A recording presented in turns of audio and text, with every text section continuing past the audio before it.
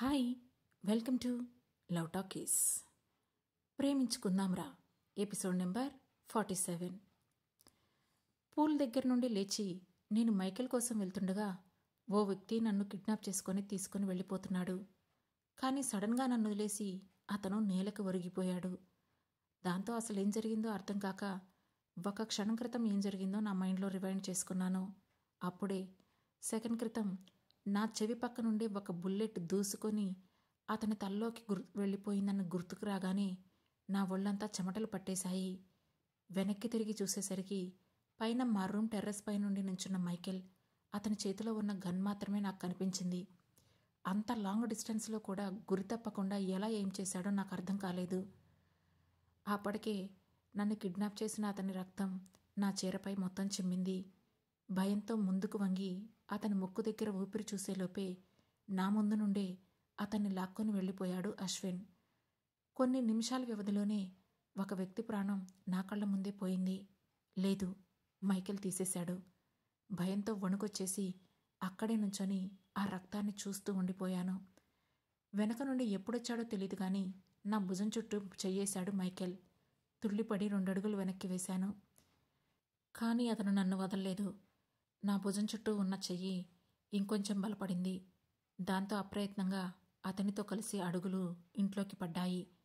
బెడ్రూమ్లోకి వెళ్ళాక సిగరెట్ తీసి బాల్కనీలోకి వెళ్ళిపోయాడు మైకేల్. నిన్ను ఫ్రెష్ అయ్యి వచ్చి బెడ్ మీద కాళ్ళు ముడుచుకొని కూర్చున్నాను. అసలు ఏం జరుగుతుందో నాకే అర్థం కాని సందిగ్ధంలో ఉన్నాను. 3 సిగరెట్లు ఫినిష్ చేసి 4వది వెలిగించబోతుంటే స్పీడ్గా వెళ్ళి అతని చేతి నుండి సిగరెట్ లాక్కొని కిందికి విసిరేశాను. అతనేం మాట్లాడలేదు. ఆ ప్యాకెట్ తీసి పక్కన పడేసి నా నడుం చుట్టూ చెయ్యేసి నన్ను దగ్గరగా లాక్కొని భుజంపై తలపెట్టుకున్నాడు. మీరంటే నాకు భయమేస్తుంది అని వణుకుతున్న స్వరంతో చెప్పాను. ఇదే నేను అని గంభీరమైన స్వరంతో చెప్పాడు మైకేల్. ఇది మీరు కాదు, ఇదంతా అబద్ధం. నాతో సరదాగా ఉంటారు చూడు, ఆట పట్టిస్తూ అప్పుడప్పుడు కోపగించుకుంటూ, అదే మీరు. ఇది మీరు కాదు. అసలు ఇదెవరో కూడా నాకు తెలీదు. నాకంతా అయోమయంగా ఉంది అని కళ్ళలో నీళ్ళొచ్చేస్తుంటే ఆపుకుంటూ బాధగా చెప్పాను. ఆ మాటతో నన్ను తన ముందుకు తిప్పుకొని, నిధి, ఇదే నేను, నీకు తెలియని నేను. నువ్వు చెబుతున్న నేను నీకు మాత్రమే తెలిసిన నేను. ఈ ప్రపంచంలో నాకు ఒకే ఒక్క ప్రాణం చాలా ముఖ్యం, అది నీదే అని చెప్పాడు మైకేల్. ఏం మాట్లాడుతున్నారు, నాకేం అర్థం కావడం లేదు అని అసంకల్పితంగానే వణికిపోయాను. తనేం మాట్లాడకుండా నా భుజంపై తలవాల్చేసి అలానే ఉండిపోయాడు. భయమేస్తుంది. మైకేల్కి ఇంతమంది శత్రువులు ఎందుకు వస్తున్నారో నాకు అర్థం కావడం లేదు. అసలు ఆలోచిస్తుంటేనే నిలువెల్లా నాలో వణుకు పుడుతోంది. ఆ భయంతోనే నెమ్మదిగా, మీకు మీ ప్రాణం ముఖ్యం కాకపోవచ్చు కానీ నాకు అది చాలా ముఖ్యం. ఇక ఇలాంటి వద్దు మైకేల్, నాకు భయమేస్తుంది. మీకేమైనా అయితే నేను చచ్చిపోతాను. మీకు అది తెలుస్తుందా? వీటన్నింటినీ ఇలానే వదిలేసి మనం దూరంగా ఎక్కడికైనా వెళ్ళిపోదాం. నాకు వేరే పిల్లలు కూడా ఎవ్వరొద్దు, ప్లీజ్ అని అడిగాను. తనేం మాట్లాడకుండా సైలెంట్గా ఉండడంతో అతని షర్ట్ కాలర్ పట్టుకొని, ఏదో ఒకటి చెప్పండి ప్లీజ్ అని అన్నాను. బాధ్యతల్ని మధ్యలో వదిలేయడం నాకు ఇష్టం లేదు శ్రీనిధి అని షర్ట్ విడిపించుకొని అక్కడి నుంచి వెళ్ళిపోయాడు మైకేల్. ఏం బాధ్యత మైకేల్? నేను కూడా మీ బాధ్యతే. నేను చచ్చేంతవరకు మీతో కలిసి ఉంటానని జీసస్ సాక్షిగా నాకు ప్రమాణం చేశారు, గుర్తుందా? నాకంటే ముఖ్యమైన బాధ్యత అది మీకు అని నేను అరుస్తూనే ఉన్నాను. కానీ నా మాట వినిపించుకోకుండా కోపంగా డోర్ గట్టిగా వేసి వెళ్ళిపోయాడు. నేను బెడ్ మీద మొండిగా భయంతో కూర్చుండిపోయాను. చాలాసేపటి తర్వాత మెయిడ్ భోజనం పట్టుకొని నా రూంలోకి వచ్చింది. నాకొద్దు అని ఆవిడని లోపలికి రానివ్వకుండానే చెప్పాను. కానీ ఏం మాట్లాడకుండా ఆ భోజనం తెచ్చి టేబుల్ మీద పెట్టి వెళ్ళిపోయింది మెయిడ్. పక్కకు విసిరేంత అసహనం వస్తున్నా ఫుడ్ వేస్ట్ చేయలేక ఆ ప్లేట్ మీద టిష్యూ వేసి క్లోజ్ చేసి బెడ్పై వేరే వైపు తిరిగి పడుకున్నాను. కాసేపటికి మైకేల్ వస్తున్న అడుగుల శబ్దం తెలుస్తోంది. అతని వైపు చూడాలంటే కూడా నాకు చాలా భయంగా ఉంది. దాంతో కళ్ళు గట్టిగా మూసుకొని పడుకోవడానికి శతవిధాలా ప్రయత్నించాను. కానీ అవన్నీ విఫలమయ్యి ఎప్పుడు అతని చేతుల్లోకి చేరి అతని మెడ చుట్టూ చేయేసి ఉండిపోయానో తెలీదు. మెల్లగా కళ్ళు తెరిచి బిడియంగా అతని వైపు చూశాను. చాలా మాట్లాడాలి శ్రీనిధి నీతో అన్నాడు మైకేల్. అతని ముఖంలో తీవ్రమైన అసహనం క్లియర్గా కనిపిస్తోంది. స్నానం చేసి ఫ్రెష్ అయ్యండి, బ్లాక్ కాఫీ తీసుకొని వస్తాను, మాట్లాడుకుందాం అని చిన్నగా చెప్పాను. నో, ముందు మాట్లాడి ఆ తర్వాత ఫ్రెష్ అవుతాను.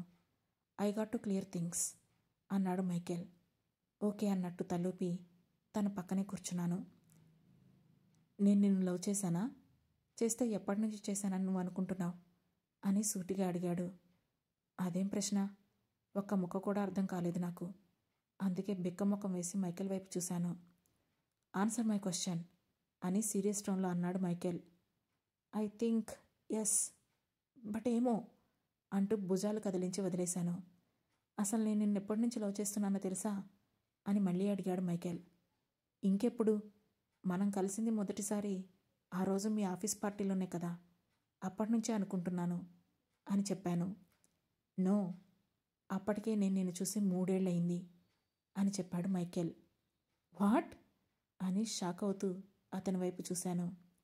ఎస్, ఖచ్చితంగా ఈ రోజుకి నేను నిన్ను చూసి 7 ఏళ్ల 4 నెలల 15 రోజుల 11 నిమిషాలు.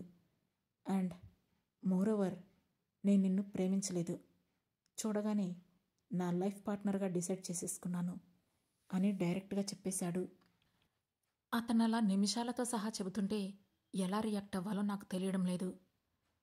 దాంతో ఆలోచిస్తూ 7 ఏళ్ల క్రితం అంటే నేను ఇంటర్ చదువుతున్నాను కదా అని అడిగాను. నీ ఇంటర్ అయిపోయింది అని అంటూనే తన ఫోన్ తీసి ఒక ఫోటో చూపించాడు. ఆ ఫోటోతో నా ఆలోచనలు వెనక్కి మళ్ళాయి. అది మైకేల్ శ్రీనిధిని చూసిన మొదటి క్షణం. అప్పుడు మైకేల్ మళ్ళీ మాట్లాడుతూ చెప్పడం మొదలుపెట్టాడు. అప్పుడే నీ ఇంటర్ కంప్లీట్ అయింది. నేను ఎండీగా సారా గ్రూప్ ఆఫ్ కంపెనీస్ని అన్అఫీషియల్గా టేకప్ చేసిన రోజు. కంపెనీలో ఫ్యామిలీ కార్డ్స్కి పర్మిషన్ ఇవ్వడంతో మీ ఫ్యామిలీ అందరూ అప్లై చేసుకోవడం కోసం కంపెనీకి వచ్చారు. That is my first day at work. White churidar with orange dupatta. ఆ డ్రెస్లోనే నిన్ను మొదటిసారి చూశాను. ఆ రోజు నేను క్యాబిన్లో ఫైల్స్ చూస్తున్నాను. సడన్గా క్యాంపస్లో ఉన్న రిపేర్ షాప్ నుండి సప్లై లీక్ అయ్యి మంటలు వ్యాపిస్తున్నాయి. మొత్తం రిపేర్ షాప్ కాలిపోతోంది. జనాలందరూ బయటికి పరిగెడుతున్నారు. అంతా గందరగోళంగా మారిపోయింది. అందరూ ఫైర్ స్టేషన్కి కాల్స్ చేస్తున్నారు. నేను సైట్కి వచ్చేలోపే అక్కడున్న అందరూ బయటికి పరిగెడుతూ ఉంటే ఒకే ఒక్క అమ్మాయి మాత్రమే లోపలికి పరిగెడుతూ కనిపించింది. ఈ అమ్మాయికి మతిస్థిమితం లేదేమో అని అనుకున్నాను. మంటల్లోకి వెళ్తుంటే తన వెనకే మా వాళ్ళు వెళ్లేలోపు సెక్యూరిటీ షీల్డ్ వేసుకొని అంత మంటలో కూడా నెమ్మదిగా అన్నింటినీ దూరం చేసుకుంటూ లోపలికి వెళ్ళి మెయిన్ బోర్డులో ఉన్న సప్లై ట్రిప్ చేసింది. మెయిన్ సప్లై ట్రిప్ చేయకపోతే మొత్తం షార్ట్ సర్క్యూట్ అయ్యి లోపల ఉన్న 800 మంది ప్రాణాలు ఇట్టే గాల్లో కలిసిపోయేవి. తనకంటే ఆ ఫీల్డ్లో అనుభవం ఉన్న చాలామంది అక్కడున్నారు. Engineers, technicians, electricians, safety guards అందరూ అక్కడే ఉన్నారు. అందరికీ తెలుసు అది ట్రిప్ చేయాలని. కానీ ఎవరి ప్రాణాలు వాళ్ళు కాపాడుకునే ప్రాసెస్లో ఉన్నారు.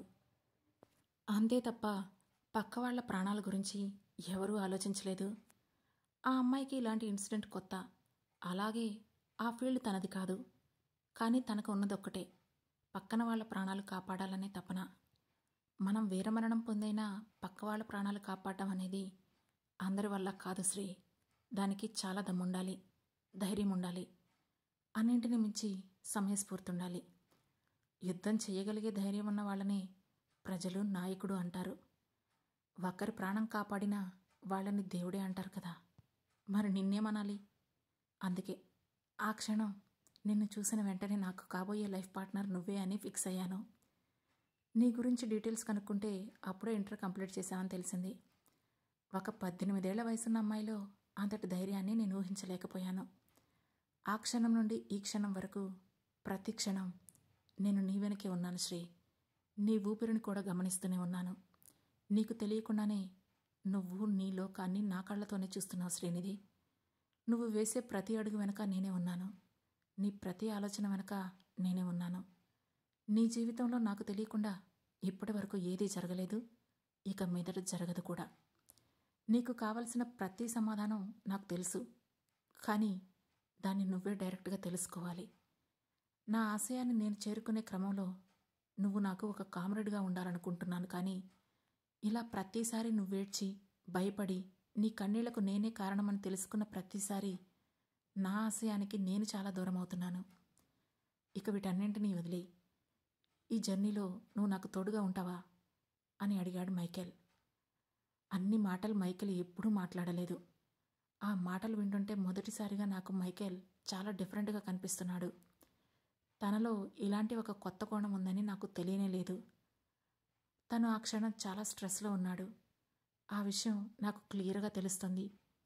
మేబీ మైకేల్ పీటర్కే స్ట్రెస్ అంటే ప్రపంచంలో ఆ పని నేను తప్ప ఇంకెవరూ చేయలేరేమో. నా పిచ్చి ఆలోచనలతో అలాంటి మైకేల్ ప్రశాంతతను పాడు చేయాలా? లేదు, అస్సలు చేయను అనుకున్నాను. ఎందుకో ఆ సమయంలో నాకు వాటన్నింటికంటే మైకేలే ముఖ్యమనిపించింది. అందుకే అతన్ని ఇంక వేరే ఇబ్బంది పెట్టకూడదని నిర్ణయించుకొని, మీరు వేరేగా అడగాల, మీరేం చేయమంటే నేను అదే చేస్తాను మైకేల్ అని తన చెంప మీద చెయ్యేసి చెప్పాను.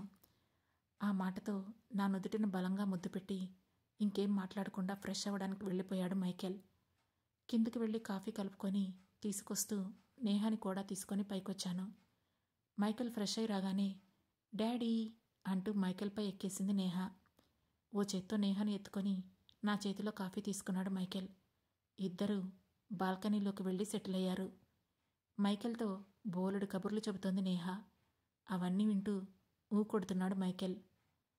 అప్పుడు లాస్ట్లో ఏమవుతుందో తెలుసా? ప్రిన్సెస్ని తీసుకుని వెళ్ళిపోవడానికి ప్రిన్స్ రెక్కల గుర్రం మీద వస్తాడు, ప్రిన్సెస్ వెళ్ళిపోతుంది అని చెప్పి హ్యాపీగా నవ్వుతోంది నేహ.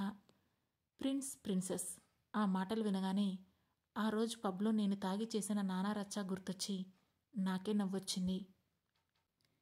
నేహ కమ్, వచ్చి బ్రష్ చేసి పడుకో. నువ్వు నీ స్టడీస్ అన్నీ వదిలేసి ఇలా మీ డాడీతో కలిసి తిరగడానికి తయారవుతున్నావు అని చిరుకోపంగా అన్నాను. అది నన్ను ఎగాదిగా చూసి మూతి తిప్పేసి బ్రష్ చేయడానికి వెళ్ళిపోయింది. మైకేల్ నా వైపు ఓ చూపు విసిరి ల్యాప్టాప్ ఓపెన్ చేస్తూ, ఇప్పుడు తను చదివే ఎల్కేజీకి స్కూల్కి వెళ్ళకపోతే ఉపద్రవాలు ఏమీ వచ్చేయవులే, కానీ రేపటి నుండి హోమ్ ట్యూటర్ని అపాయింట్ చేద్దాం అని చెప్పాడు మైకేల్. పర్లేదు, నేనే టీచ్ చేస్తాను అని చెప్పి నేహను బయటికి తీసుకొచ్చి బాడీ మాయిశ్చరైజర్ రాసి తీసుకెళ్ళి తనను బెడ్పై పడుకోబెట్టాను. ఆ తర్వాత డోర్ క్లోజ్ చేసి వచ్చి మైకేల్ పక్కనే కూర్చొని హెల్ప్ చేయనా అని చిన్నగా అడిగాను. అయిపోయింది అని ల్యాప్టాప్ పక్కన పెట్టి నన్ను తన ఒళ్ళోకి లాక్కున్నాడు మైకేల్. తన చెంపపై ముద్దిచ్చి ఏదో మాట్లాడబోతుంటే ఇంతలో నా ఫోన్ రింగ్ అవడంతో మైకేల్ ఒడిలో నుండి లేచి పక్కనే నిద్రపోతున్న నేహ పక్కన కూర్చొని వెళ్ళి ఫోన్ లిఫ్ట్ చేశాను. అవతల వైపు నుంచి అమ్మ ఫోన్ చేస్తుంది. హలో, ఏంటమ్మా, అంతా ఓకేనా అని అడిగాను. అంతా బాగానే ఉంది. అదేదో వీడియో కాల్ అంటే ఒకసారి చేయొచ్చు కదా, నిన్ను చూడాలనిపిస్తుంది అని అంది అమ్మ. సరే ఆగు అని వీడియో కాల్ చేశాను. కాల్ లిఫ్ట్ చేసి, ఏంటోనే బాగా అలవాటైపోయావు శ్రీనిధి, అల్లరి చేస్తూ ఇంట్లో తిరుగుతూ ఉంటే పర్లేదు, కానీ ఇలా దూరంగా ఉంటే ఒకటే బాధ అంది అమ్మ. తన తల్లి మాటలు కొత్తగా ఇండైరెక్ట్గా నేహను చూపించమని అడుగుతున్నట్లుగా అనిపించింది. అది అర్థం చేసుకొని ఫోన్ పక్కకు తిప్పి నిద్రపోతున్న నేహాని చూపించాను. నువ్వేంటే నాకు తనని చూపిస్తున్నావు అంది అమ్మ. కానీ తన కళ్ళు నేహ వైపు చూడడం నేను గమనిస్తూనే ఉన్నాను. ఏం లేదులే అమ్మా, కెమెరా మిస్ అయ్యి అటు వెళ్ళిందిలే. సరే చెప్పు, ఏంటి విశేషాలు అని మైకేల్ పక్కనే కూర్చుంటూ అడిగాను. అతన్ని గమనించకుండానే అబ్బాయి బాగున్నారా అని అడిగింది అమ్మ. తను అడిగేది మైకేల్ కోసమే. ఆ విషయం తెలిసి కూడా నేను బయటపడకుండా అబ్బాయి ఎవరమ్మా అని నవ్వుతూ అడిగాను. అదేనే అబ్బాయి అని అంది. అదే ఎవరు అని అడిగాను. అబ్బా, మీ ఆయన శ్రీనిధి అంది అమ్మ. ఓ, మీ అల్లుడా, బాగున్నారు అని మైకేల్కి వినపడేలా గట్టిగా చెప్పాను. ఎప్పటికైనా వాళ్ళిద్దరూ మామూలు అత్త అల్లుళ్ళలా కలిసి ఉంటారా? అసలు మా లైఫ్ ఇంత కాంప్లికేటెడ్గా కాకుండా సింపుల్గా అందరి భార్యాభర్తల్లా ఉంటుందా ఏమో, ఎప్పుడూ అదే ఆలోచన నాకు. నేను అలా అరుస్తూ ఉండడంతో, ఎందుకే అంతలా అరుస్తున్నావు, నాకు ఇంకా చెవుడు రాలేదు అని అంది అమ్మ. నాకొచ్చుందిలే అని చిన్నగా కొనుక్కొని, ఇంకేంటమ్మా అన్నాను. ఆద్యకి ఎలా ఉందట శ్రీనిధి అని అడిగింది అమ్మ. నువ్వేమీ దాని గురించి ఆలోచించకమ్మా, అంతా బాగానే ఉంటుంది. ఒకవేళ నీకు కాల్ చేయాలనంటే చెప్పు, అక్కడ ఆద్యను చూసుకుంటున్న కేర్ టేకర్ నెంబర్ ఇస్తాను, కాల్ చెయ్యి. లేదు నువ్వు కూడా అమెరికా వెళ్తానంటే టికెట్స్ తీస్తాను, నీకు ఆరాధ్యకి అని చెప్పాను. చాలే సంబడం, కూతురు డబ్బుల మీద విదేశాలు తిరగడం కూడానా అని నవ్వి, ఆరాధ్యకి ఒక మంచి సంబంధం వచ్చింది శ్రీనిధి. ఆ అబ్బాయి సాఫ్ట్వేర్ ఇంజనీర్ అంట. జీతం అది కూడా బాగానే ఉంది. కుటుంబ పరంగా కూడా వాళ్ళు మంచోళ్లే. నాన్నగారికి బాగా తెలిసిన వాళ్ళు కూడా. కానీ కట్నం కూడా తీసుకోకుండా పెళ్లి చేసుకుంటామంటున్నారు. నాకెందుకో ఈ సంబంధాన్ని మీ నాన్నగారే పంపించినట్లు అనిపిస్తుందమ్మా అని చెప్పింది. అవునా, అయితే నాకు ఒకసారి ఆ డీటెయిల్స్ అన్నీ పంపించు అని చెప్పాను. పంపిస్తాను, అల్లుడు గారికి కూడా చెప్పమ్మా అని అంది అమ్మ. ఆయనకు అంత టైం ఉండదులే కానీ నేను చూస్తానులే అని చెప్పాను. సరే అని చెప్పి ఫోన్ కట్ చేసింది అమ్మ. ఆ తర్వాత ఫోన్ పక్కన పెట్టేసి మైకేల్ దగ్గరికి వెళ్ళి పక్కనే కూర్చుంటూ, అవును, ఒక విషయం అడగడం మర్చిపోయాను. ఇంతకీ నా మీద అటాక్ చేసింది ఎవరు? మన ఇంట్లోకే వచ్చేసేంత అంత ధైర్యం ఏంటి అని అడిగాను. ఆ అమ్మనగాడిని పిలిచి మరీ డీల్ చేసావు కదా, ఊరుకుంటాడా? వాడి మనుషుల్ని పంపించాడు అని చెప్పాడు మైకేల్. అంటే ఇదంతా చేసింది అమ్మనా అని షాక్ అయ్యాను. వాడికి అంత సీన్ లేదు, అర్నవ్ పంపించాడు అని చెప్పాడు మైకేల్. వాట్, అర్నవ్ పంపించాడా? అసలు వీడి ప్రాబ్లం ఏంటో అర్థం అవడం లేదే అని మనసులోనే గొనుక్కుంటూ, నేను అర్నవ్తో మాట్లాడి ఈ ప్రాబ్లం సాల్వ్ చేయనా అని చిన్నగా అడిగాను. ఇప్పుడు ఈ ప్రాబ్లం మాటలతో సాల్వ్ అయ్యే స్టేజ్లో లేదు శ్రీనిధి అన్నాడు మైకేల్. మాటలతో సాల్వ్ అవ్వకపోతే ఇలా గన్స్ చూసేసేంతవరకు వెళ్తారా అని అడిగాను. ప్రాణాలు తీసుకునేంత పగున్నప్పుడు ఇవన్నీ చాలా చిన్నవే కదా అన్నాడు మైకేల్. అసలు తనకి మీరంటే ఎందుకంత పగ? Don't say this is all because of Dhatri అని అన్నాను. ఏమో చెప్పలేం, అందుకు 100 కారణాలు ఉండొచ్చు అన్నాడు మైకేల్. మొన్నటి వరకు మీకు ధాత్రికి రిలేషన్షిప్ ఉండదేమోనని ఒక చిన్న అనుమానమైనా ఉండేది. కానీ నాకైతే ఇప్పుడు అస్సలు డౌటే లేదు. అతను ఎక్కడో మిస్ అయ్యాడు, లేదంటే అతన్ని ఇంకెవరో మిస్గైడ్ చేశారు. కానీ now I know and I can say that I am the only lady love in your life అని కాన్ఫిడెంట్గా చెప్పాను. అలా అని నువ్వనుకుంటే సరిపోతుందా అన్నాడు మైకేల్. ఎందుకు చాలదు? నేను అనుకుంటేనే చాలు. మీకు వేరే రిలేషన్ ఉందంటే వైఫ్గా ఉన్న నేనే నమ్మట్లేదంటే ఇంకేముంది? అయినా అనుమానం ముందు పుట్టి పెళ్ళం తర్వాత పుడుతుంది అంటారు కదా, అలాంటిది నేనే ఏ అనుమానం లేకుండా మిమ్మల్ని నమ్ముతున్నాను. ఎందుకంటే అదే నిజం కాబట్టి. ఇప్పటికీ ఇక మీరు చేసిన పని చాలే కానీ పడుకోండి, మీ హెల్త్ కూడా మీకు ముఖ్యమే అని చిన్నగా చెప్పాను. నా వైపు చూసి ఓ కార్నర్ స్మైల్ ఇచ్చి ఐ హ్యావ్ టు గో అని లేచి కార్ కేస్ తీసుకొని కిందికి వెళ్ళిపోయాడు మైకేల్. ఉఫ్, ఈయన నా మాట విన్నట్లే ఉంటారు కానీ అస్సలు వినరు అనుకొని ఇక మైకేల్ పక్క నుండి నా ఆలోచనలను నాపై జరిగిన అటాక్ మీదకు మళ్లించాను. ఆలోచిస్తూనే ఈసారి అర్ణవ్ని డైరెక్ట్గా కలవాలి, అసలు తన ప్రాబ్లం ఏంటో మైకేల్ నుండి తనేం ఆశిస్తున్నాడో తెలుసుకోవాలి అనుకుంటూ నేహ పక్కనే పడుకున్నాను. నేను ఉదయం లేచేటప్పటికీ మైకేల్ లేడు. అసలు రాలేదా, వచ్చి వెళ్ళిపోయాడా అనేది నాకు అర్థం కాలేదు. నేను ఫ్రెష్ అయ్యి కిందికి వస్తుంటే అప్పుడే లోపలికి వస్తూ కనిపించారు మైకేల్, అశ్విన్. అదే హాల్లో సోఫాలో కూర్చొని ఉన్నాడు జోసఫ్. లోపలికి వస్తున్న మైకేల్ తన పక్కనే ఉన్న అశ్విన్కి ఇన్స్ట్రక్షన్స్ ఇస్తూ, ఆ మెడికల్ రిపోర్ట్స్ అన్ని జాగ్రత్తగా జిప్ చేయి and I will meet you post lunch అని చెప్పి పైకి వెళ్ళిపోయాడు. ఓకే సార్ అని చెప్పి అశ్విన్ తనతో పాటు తీసుకొచ్చిన ఫైల్స్ను కింద రూమ్లో జాగ్రత్తగా స్టోర్ చేసి బయటికి వెళ్ళిపోతుంటే అశ్విన్ అని పిలిచాను. ఎస్ మేడం అంటూ వచ్చాడు అశ్విన్. నేను అర్ణవ్ని కలవాలి, అతను ఎక్కడుంటారు అని అడిగాను.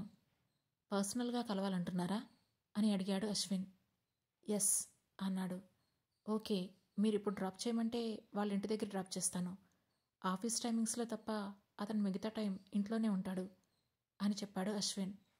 అయితే ఈవినింగ్ ఓకేనా అని అడిగాను. ఓకే మేడం, కానీ ఒకసారి సార్ని కూడా అడిగి చెప్తాను. సార్కి ఈవినింగ్ వర్క్ ఉంది, I will just ask him అని చెప్పాడు. ఓకే అన్నట్లు తలూపి అక్కడే సోఫాలో కూర్చున్న జోసఫ్కి ఒక ఫిస్ట్ బంప్ ఇచ్చి అతని పక్కనే కూర్చున్నా. ఏంటి ఆ వెధవని మీట్ అవుతానంటున్నావు అని అడిగాడు జోసఫ్. వాడు మరీ అంత వెధవనా అని అడిగాను. నువ్వు ఊహించలేనంత వెధవ. బీ కేర్ఫుల్ శ్రీనిధి అన్నాడు జోసఫ్. ఓకే, సరే కానీ నీకు ఆ దాత్రి గురించి తెలుసా అని అడిగాను. తెలియకపోవడానికి అదేమైనా చిన్న ఇష్యూనా? ఇద్దరు బెస్ట్ ఫ్రెండ్స్ మధ్య చిచ్చు పెట్టిన వీర వనిత ధాత్రి ఠాకూర్ అని అన్నాడు జోసఫ్. ఏంటి, మైకేల్ ఆర్నవ్ బెస్ట్ ఫ్రెండ్సా అంటూ ఈసారి మరింత షాక్ అయ్యాను. అని తల్లూపాడు జోసఫ్. How cheap! కనీసం బెస్ట్ ఫ్రెండ్ మీద ఆ మాత్రం నమ్మకం లేదా అతనికి అని కోపంగా అడిగాను. నమ్మకం ఉంది కాబట్టే కోపం ఉంది శ్రీనిధి.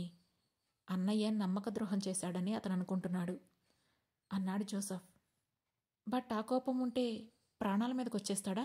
బుద్ధి లేదు అని అడిగాను. నువ్వు మీ ఆయనకి జిరాక్స్ కాపీని ఎప్పుడైనా చూడాలనుకుంటే వెళ్ళి వాణ్ణి కలువు. కానీ వాళ్ళిద్దరికీ ఒకటే తేడా. అన్నయ్యకేమో ఆలోచన ఎక్కువ, వాడికేమో ఆవేశం ఎక్కువ.